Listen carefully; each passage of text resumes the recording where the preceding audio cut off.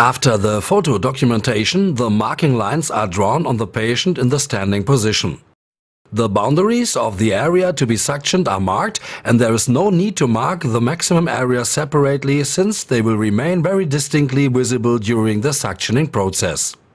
The local anesthetic is given with a standard preparation at the planned incision points, and an approximately 5 mm cut is then made for the incision. After preparation of the few instruments, the sterile disposable set is removed from the pack. Care must be taken to ensure that the handle and the injection cannula are kept sterile.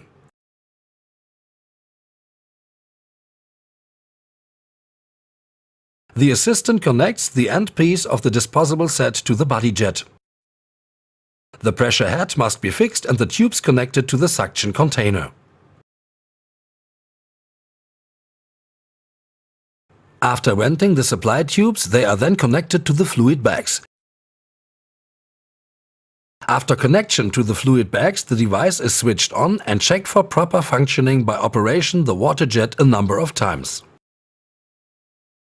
This completes the preparation process. The infiltration cannula can then be attached and the actual infiltration process begins.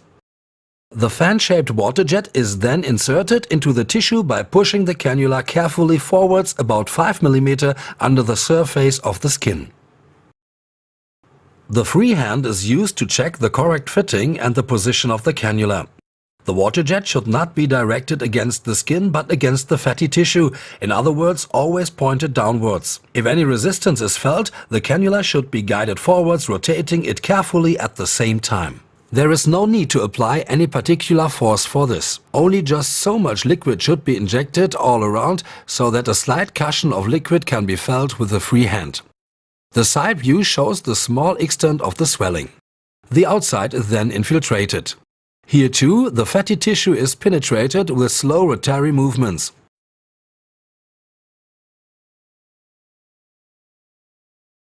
After completion of the infiltration, the patient turns over onto the stomach so that the rear areas which stand out due to the different coloring can be infiltrated from the rear side as well. The procedure is the same as the one just shown, and the operator follows the contours of the pre-marked area with the cannula. Infiltration beyond these drawn-in boundary lines is not required.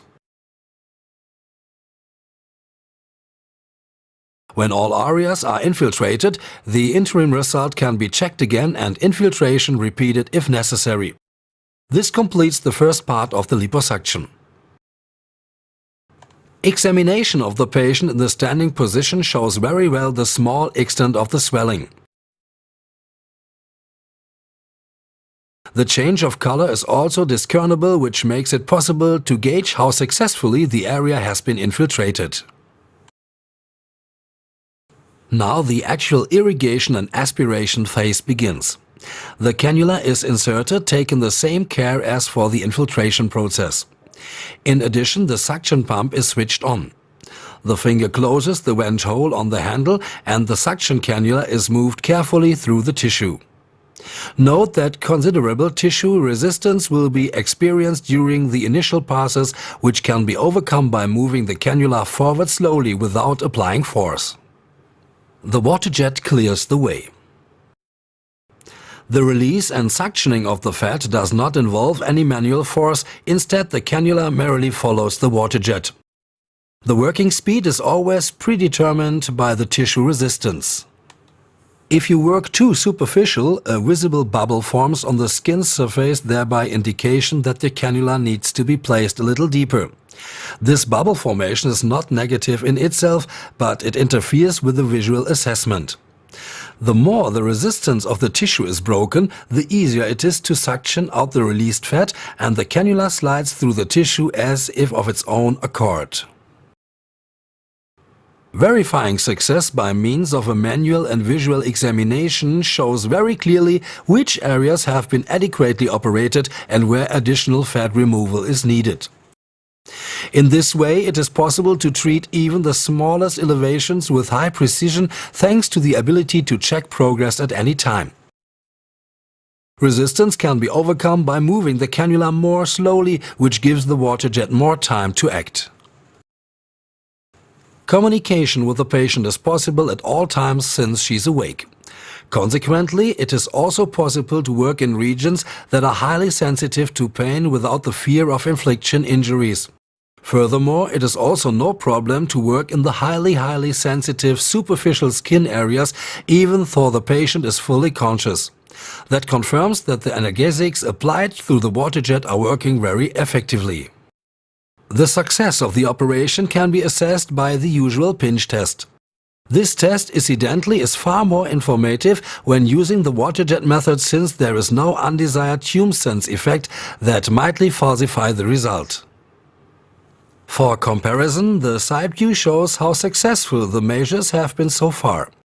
Also, the visual assessment and going over the surface with the flat of the hand reveal very distinctly the evenness of the result and the transition zones that still need to be treated.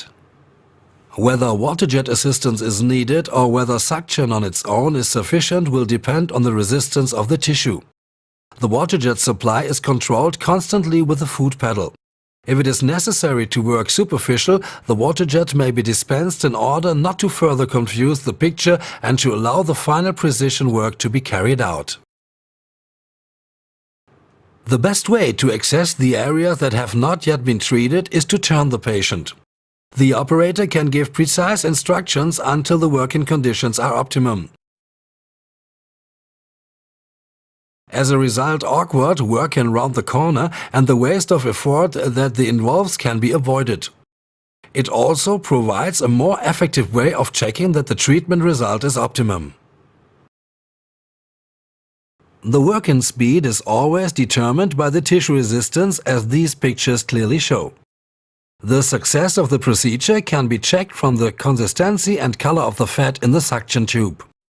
Quantities of yellowish, opaque fat indicate that the operation is being performed efficiently.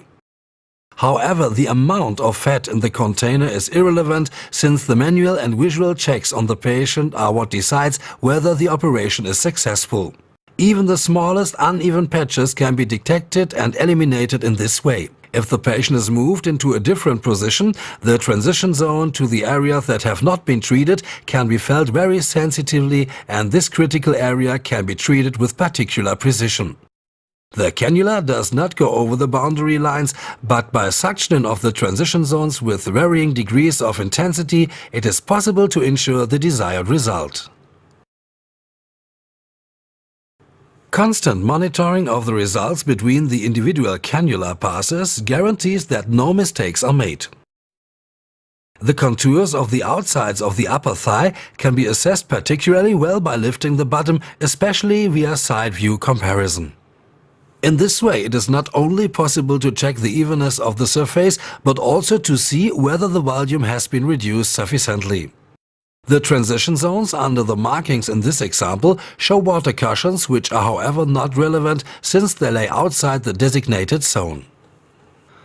The pinch test also provides manual certainty about the result achieved and enables even the smallest uneven areas to be revised at any time. Also note in this case that there are no swellings to interfere with the assessment of the contoured area. Only a short interruption is necessary in order to change the containers. To do this, the assistant changes the tubes from one to the other suction bag while the filled bag is closed. This takes less than 10 seconds and the irrigation and aspiration process can then be continued. The mobility and the possibility of moving the position of the patient at any time allows more detailed work in the final phase of fat removal. Entry from various different incision points makes the transition zones accessible and also enables to remove unwanted fat from areas and regions that are otherwise difficult to reach. The transition zones are assessed continuously, both visually and manually. The final inspection can be made in the standing position. In order to prevent any change in the result, the operated areas are bound with a compression bandage. This safely prevents raised areas forming, suppresses the associated accumulation of serum and also prevents hematomes. The compression bandages are applied in several layers overlapping from inside to outside. They are left on for about 2 days and their effect is enhanced by wearing a compression stocking.